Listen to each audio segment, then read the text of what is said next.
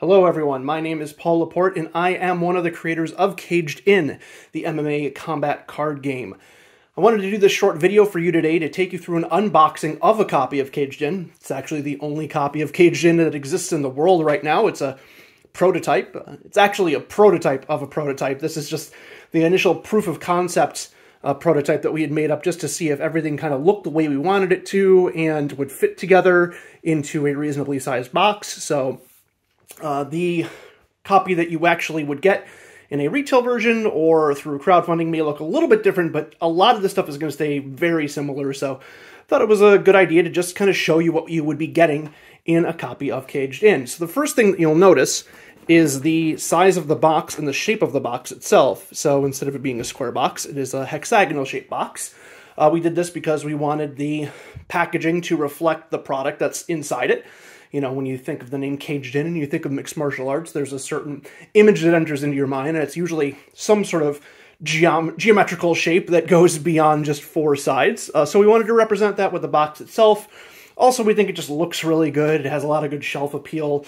It looks very interesting sitting on a shelf next to, you know, a bunch of other square boxes. So that was kind of where the idea for that came from.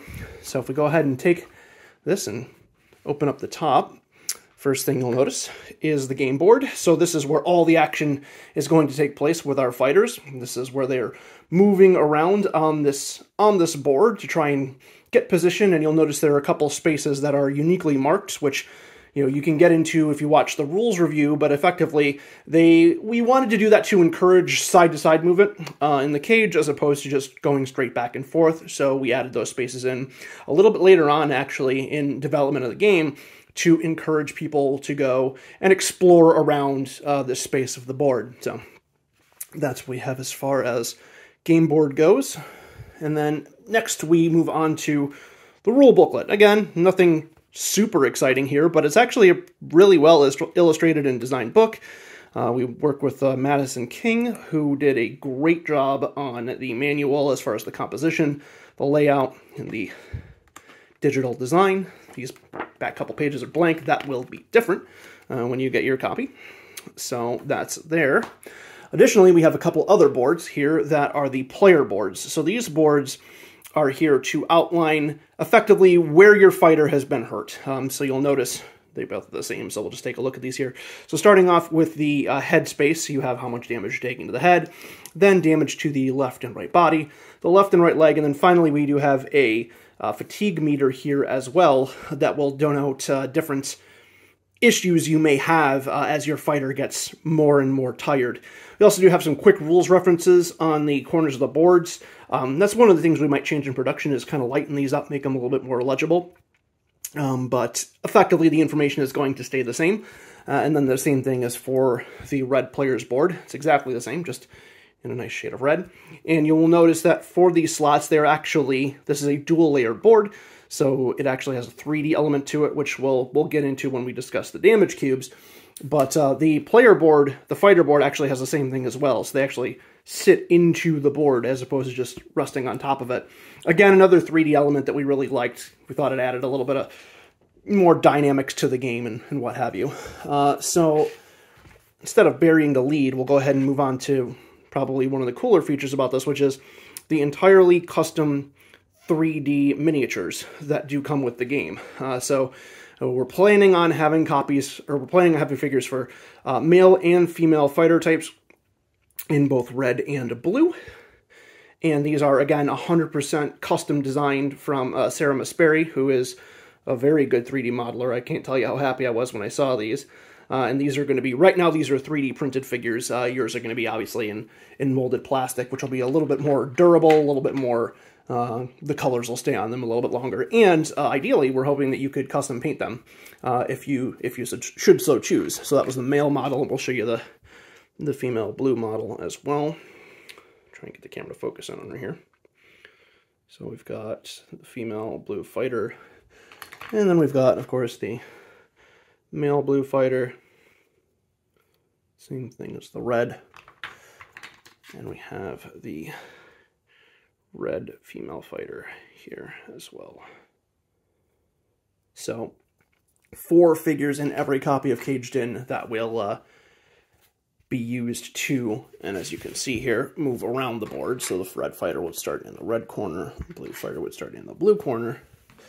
And this is where I kind of mentioned that 3D element of it kind of notching in. The actual figures for the retail copy of the game will have hexagonal bases, so they will actually like fit securely in here. These ones have circular bases, so they're a little bit different, but it is nice that, you know, it has, like I said, that 3D element of if you move the board around, they don't slide off their spaces or anything like that. So, moving on to probably the most used element of this game, certainly, but most games, the cards. So starting off, you first have the fighter cards. These are the cards that you'll use to choose your style of fighter, essentially. And if you take a look at them, you can see that there are 4 different fighter types. There's a judo fighter, wrestler, pure striker, submission fighter, and we do have art variations of these for female fighters as well as male fighters. And each player gets, obviously, 1 deck each, so you can make your choice of fighter, potentially choose the same one. So there's actually 16 of these cards. These are tarot-sized cards. We like that because it gave a little bit more prominence to the fighter cards, and it allowed us to fit more information and the art together a little bit more easily than it would have on just standard poker-sized cards. So 16 of those in there. And then we have the stand-up deck. So the stand-up deck, these are going to be all of the cards that you'll be playing in the stand-up game. Both players will be playing from the same deck, so you'll be drawing cards from the same deck, so you'll all have kind of the same options to choose from depending on how the deck is shuffled and drawn.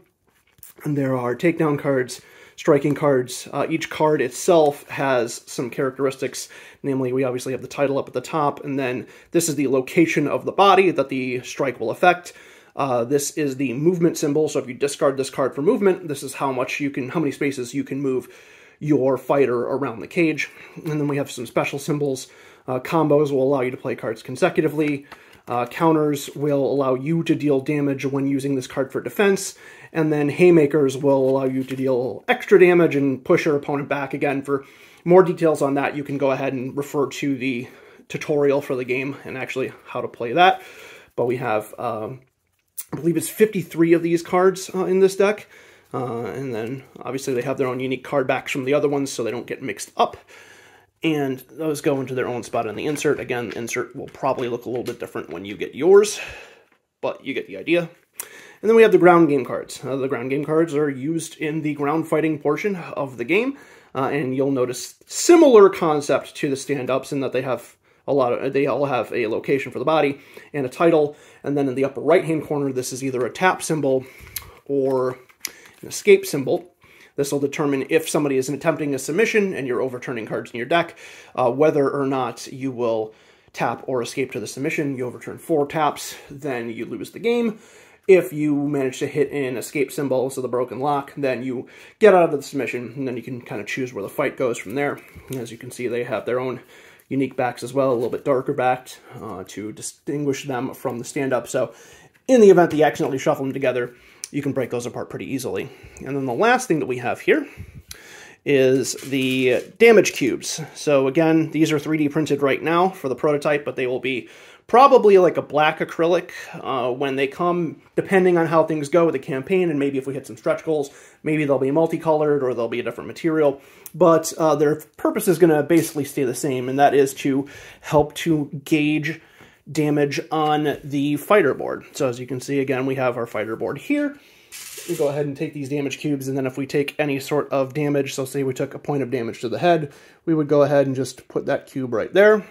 Same thing for like taking some damage to the left body, you get the idea, or some fatigue, you can take that there. And again, this is where those dual layer boards really come into effect and come into an advantage, because this is very secure. If you nudge it, move it around, okay, well, maybe don't be that violent with it, but you know, if you just move it slightly or hit it or bump the table, which actually happened in some early testing where we just printed out sheets for these boards instead of actually using boards, and I nudged the table and everything went flying. These are, again, pretty secure. They're not really going to go anywhere under normal activity unless you're really going for it, you know, for something like that. So that is what you're going to get inside a copy of Caged In. I am really excited for people to get these into their own hands and play their own games. And I think you will be very, very happy and excited with the results of our designs. I will show you the back of the box as well. So let's go ahead and get this all packed away, closed up. We did try to minimize as much of the space as we could. And one thing that will probably be different in your copy when you receive it is, number one, we're looking to reduce the size of the box to make it really fit right against that board. And one of the reasons that we want to do that is, if you'll notice the underside of the top box wrap, you actually see like a cage pattern comes down. Our initial idea is to be able to take a player board and kind of like put it in there, and actually now you've got like a 3D cage that you're fighting in. This is an idea of a friend of ours, Matt. Thanks, Matt, for your help. He suggested this as opposed to, a plastic cage or something that you built up, something that probably wouldn't be as durable, maybe wouldn't transport as well, and this is worse for the environment overall. Now we kind of get the best of both worlds. We get that 3D element, and we get to minimize the packaging and reduce on the waste. But we do want the box top to be a little bit smaller to more tightly accommodate this board to, emphasize the effect. Probably make the sides of the boxes a little bit lighter too, but that's something that you can't see as well because it's bright light shining on it. So let me go ahead and put this away. And close that up. And we'll flip over the other side. This is another thing that'll change. I probably want to put the back design like this, but that's just my OCD there kind of going off. So this is the back of the box, which is pretty much done, save for a few things, barcodes and whatnot, but description of the game, some pictures to kind of splash things up, credits, player information on the side here. Again, ages 10 plus, 2 players, gameplay is in about 20 minutes, and then we do have some nice designs on the side. You'll notice this box is a little bit worn because we've been playing with it. We've been trying to get our use out of it to test things out and see how we like the components. So we've got 6 sides. There's our player information again. There's our logo. MMA Card Combat card game. And then that is it. So that is a copy of Caged In. Again, thank you for your time. And again, this will be available via crowdfunding on GameFound. This is planning on being run through the spring, so we'll probably start that campaign around the end of March, and it'll run through April is the goal, and then assuming everything goes well and the campaign is successful, we are planning to have it released for retail and shipping out to backers by no later than the end of the year. So thank you for your time. If you have any further questions, you can comment on this video. You can always find us in the Foam Hammer Games Discord, or if you're watching this on the GameFound campaign, obviously you can leave a comment or a question there as well. And I will see all of you soon with some more Caged In information and gameplay. Thank you. Take care. And now, a few cat-related outtakes.